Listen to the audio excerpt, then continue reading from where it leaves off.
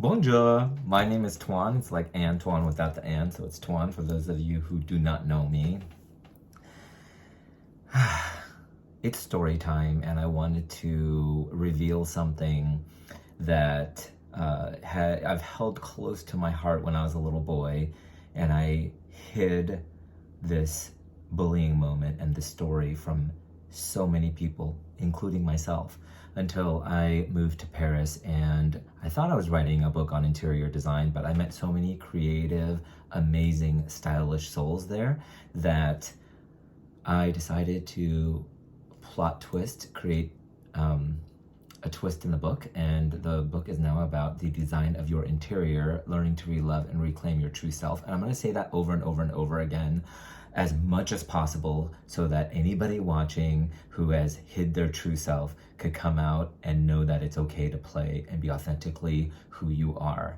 So here's the story that was unlocked one day when I was writing.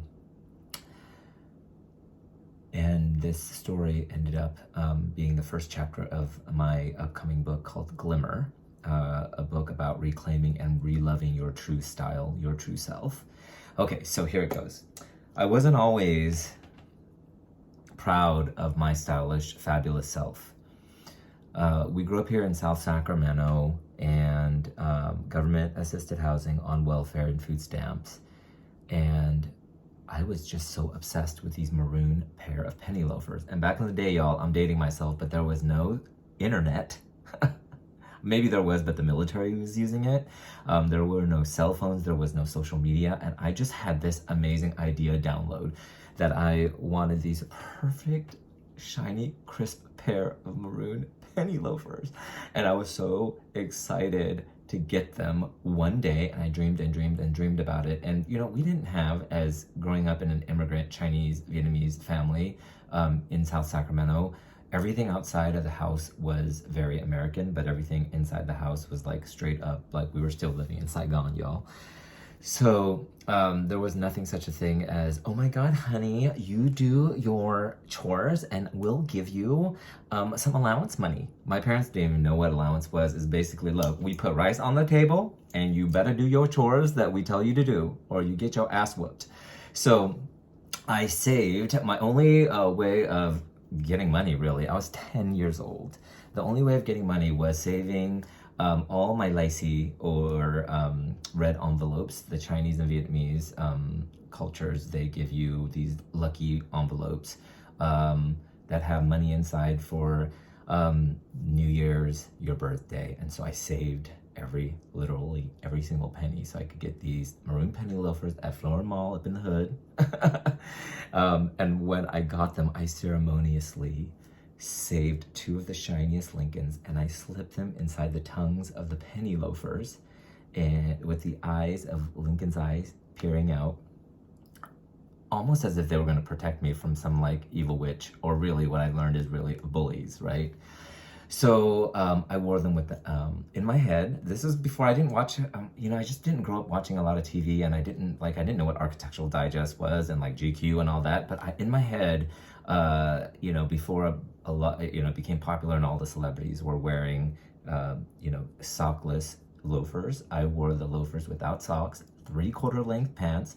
I thought they were 3/4 length, but essentially they were just hand-me-down clothes from my brother, and I'm taller than both of my brothers, so they were 3/4 length. And I wore that with my grandmother's beige cable knit V-neck sweater. And I remember looking in the mirror, this crack, broken mirror, and thinking, oh, so chic.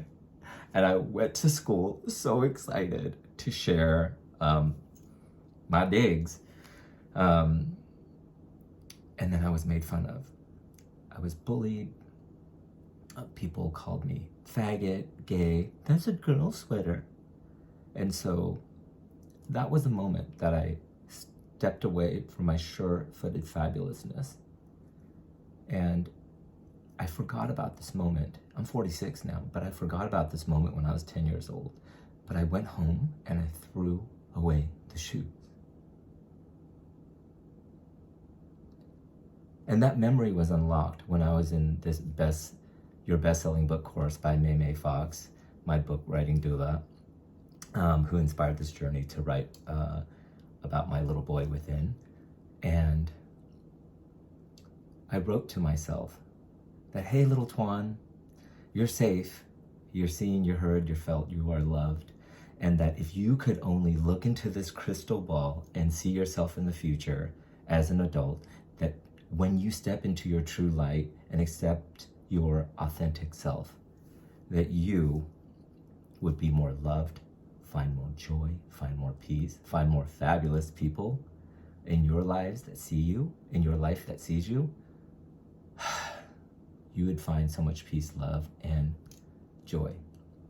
And I would take you to the top of the Eiffel Tower or the tallest mountain, Montmartre, in Paris, and I would scream and shout it to everyone until you got that, until it sunk in.